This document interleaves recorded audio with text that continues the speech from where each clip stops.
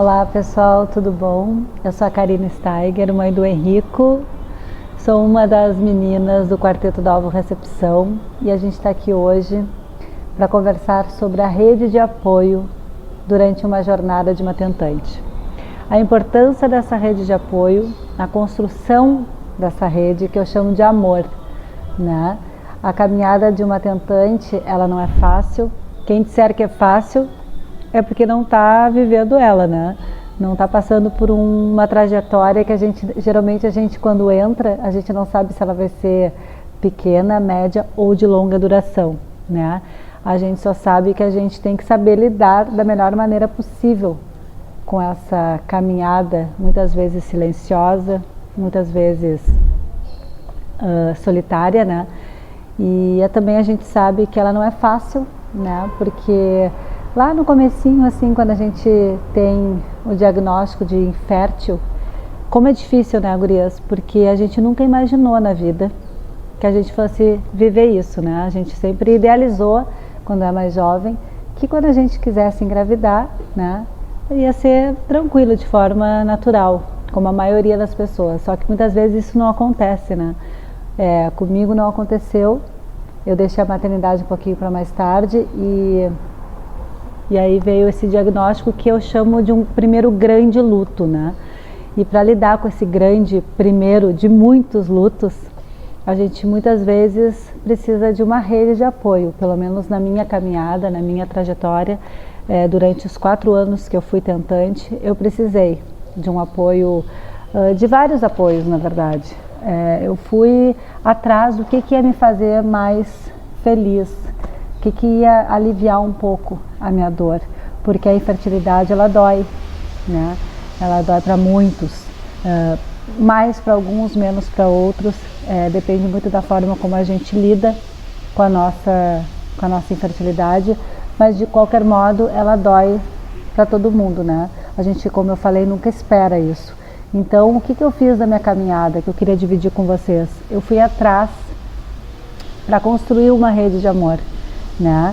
Então, de várias formas. Eu tive um apoio psicológico muito importante na minha caminhada, que eu acho que eu não daria conta sem esse apoio emocional. Por isso eu falo muito sobre isso, né?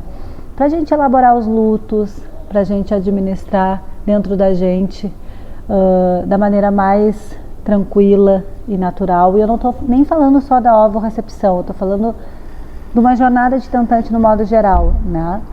Então a gente precisa estar aberta ao novo, né? Ao desconhecido. Então um apoio de uma pessoa neutra, né?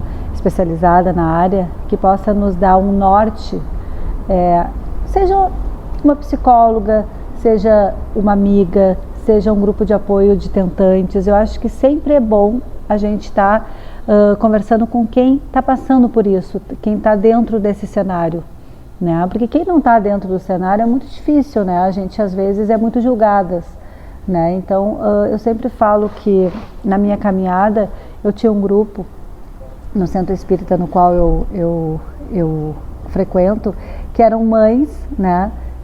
Que estavam, futuras mamães que estavam querendo trazer seus bebês para casa e tinham dificuldades, assim como eu. Então a gente se encontrava toda terça-feira e era a maior alegria, assim, era o momento mais esperado da minha semana, porque era aquele momento que a gente dividia as nossas angústias, os nossos medos, as nossas alegrias, porque muitas ficavam grávidas e a gente ficava muito feliz, porque a gente sabia o quanto elas estavam batalhando, né? Então a gente dividia os positivos, os negativos. A gente muitas vezes não reagia, por exemplo, a um ciclo de medicações, e a gente dividia medicações, né? E trocava muitas vezes. E então era uma rede de amor que eu tinha com essas meninas. Hoje todas elas estão grávidas ou já tiveram seus nenês, estão com os nenês em casa. E nós brincamos que as crianças são filhos de FIV, né? E vão ser muito amigas. Então é muito legal o que a gente construiu. Também tive acupuntura, que super indico, que me aliviava muito o meu estresse, a minha energia ficava equilibrada, né? Eu chegava lá muitas vezes chorando, muitas vezes muito triste. e a Tati, minha acupunturista, com aquelas agulhinhas mágicas e os chaquezinhos, me acalmava. Era um momento que eu tinha de relaxar, né, naquela cama, assim, de dar uma parada, uma pausa nos meus pensamentos que ficavam aqui me atormentando muitas vezes. E era maravilhoso. E esses pensamentos a gente precisa, é importante falar, achar um espaço dentro da gente, né, para ser elaborado. Então essa rede de apoio nos ajuda para isso, né? Então por isso a importância. Então, gente, fiz shiatsu também, que também era um outro momento meu, né, que eu adorava. E então são coisas que a gente precisa se cercar, né, e para passar uma caminhada, uma jornada mais leve, né? E hoje em dia tem muitos profissionais que, mesmo que não estejam na nossa cidade, podem também fazer terapia online, né? E isso ajuda muito também. Tem muitos grupos hoje em dia, muito mais do que na minha época, né? Continuando a rede de apoio, eu hoje fico muito feliz que vocês estão tendo muitas pessoas falando sobre FIV, sobre ovodoação, embrião doação, né? Muitas pessoas levantando a bandeira e dizendo: sim, eu sou mãe de FIV, sim, eu sou mamãe receptora, né? E na minha época, volto a falar, eu não tinha, só tinha uma amiga minha que tinha feito, e aí ela falava, né, pra mim, e porque as demais, elas não queriam dividir. Então eu tive uma certa dificuldade para falar sobre isso com alguém, e por isso o meu esforço, meu e das meninas, da Alessandra, da Liane e da Araês, para a gente desmistificar esse assunto, para a gente falar abertamente, para poder ajudar o maior número de pessoas, de famílias a serem construídas, né? Porque é isso, quanto mais a gente falar, eu acredito nisso, né, mais isso se torna natural, né? E eu acho que quanto mais natural, mais a gente está aberta para ser feliz, né? Para encontrar o nosso caminho. Eu não digo que, agora falando de ovodoação, eu não digo que essa forma de parentalidade sirva para todo mundo. Eu sempre bato nessa tecla que não é para todo mundo, meninas. Às vezes tem casais que não se sentem à vontade, que por algum motivo ou outro tomam a decisão de não fazerem, porque por motivos religiosos ou qualquer outro motivo não se sintam prontos, né? E aí eu volto a falar a importância de nós estarmos abertas, né, ao novo, que é um pouco, agora não tanto, mas era e continua um pouco desconhecido, né? Vamos levar informação para nossa casa, vamos levar esclarecimentos, porque isso é uma forma de a gente saber como é que funciona e de administrar todos os lutos que são envolvidos na ovorecepção, né? E poder aceitar, né, de peito aberto, porque é uma maneira linda de gerar amor. É uma maneira que me proporcionou ser mãe aos 44 anos do Henrico. Imagina, com 44 anos eu consegui gerar um filho. E isso não tem preço, porque é uma alegria no dia a dia, olhando ele acordar e falar mamama, sabe? Isso aí não tem preço. Agora, é muito importante, tem casais que aceitam mais rápido do que outros. Cada um tem o seu tempo, cada um tem o seu limite. E isso tem que ser falado, principalmente nessa rede de apoio que eu estou falando com vocês agora, né? Essa rede de apoio foi para mim fundamental, para o Pedro e para mim, né? Porque nós tivemos alguns encontros, a gente levou para casa informações, a gente foi atrás para se familiarizar com tudo isso e ver que sim, essa maneira de gerar amor servia maravilhosamente para nossa casa. Porque o que a gente queria era ser pai e ser mãe. A gente queria um nenê em casa, aquele cheirinho, aquele colinho. A gente queria conhecer esse amor. Então essa maneira de gerar amor foi maravilhosa, né? Porque há anos atrás a gente não ia ter essa oportunidade que Deus colocou nas nossas vidas. E uma outra coisa interessante que eu acho também que é válido falar para vocês é que a espiritualidade também é uma outra maneira de a gente deixar tudo mais tranquilo dentro da gente. Também é a nossa rede de amor, né? Eu me lembro que na minha época eu tive que fazer uma reforma íntima bem grande, sabe, meninas? Eu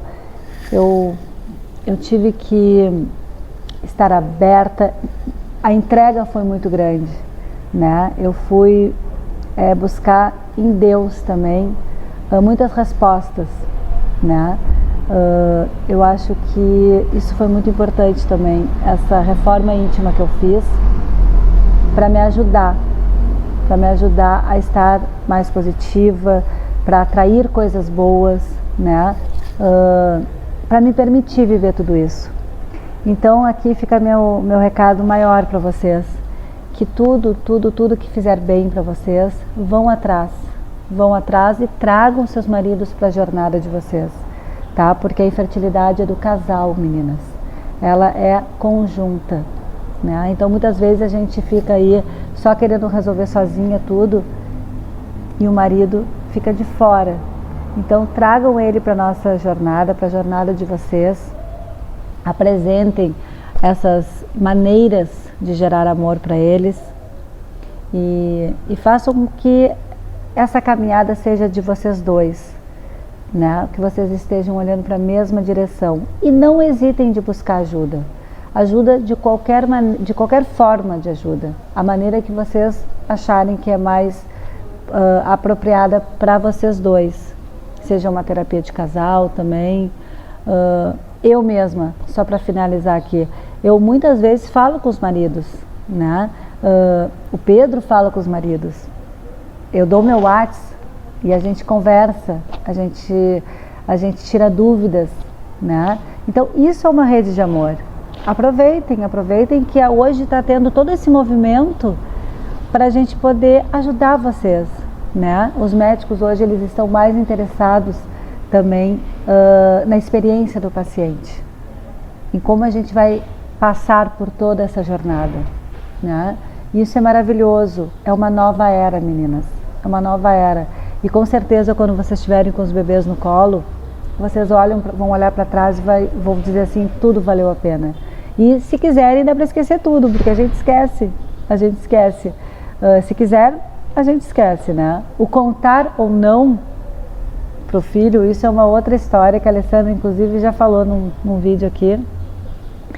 E é um outro capítulo. Mas eu acho que vocês têm que agora, nesse exato momento, aproveitarem essa pandemia, esses reinícios dos tratamentos e trazerem informações relevantes para a casa de vocês e serem bem honestas com vocês mesmos. O que vocês querem para a vida de vocês? Se a resposta for, eu quero um filho, que essa pergunta foi feita para mim, lá no consultório da minha psicóloga. O que tu quer, Karina? E eu, aos prantos, dizia para minha psicóloga, eu quero um nenê, eu quero conhecer esse amor. Ela disse, tu tá pronta.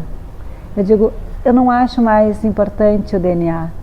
Esse luto eu já vivi, ele já está elaborado dentro de mim, né? Então aproveitem. Eu sei que agora vocês têm uma angústia adicional, que é essa pandemia, essa incerteza de tudo. Vocês estão num compasso de espera, mas aproveitem esse compasso de espera para formar, para ir atrás e construir a rede de apoio de vocês. Isso é fundamental para nós tentantes. Tá bem? Um beijo bem grande para vocês e uma boa semana.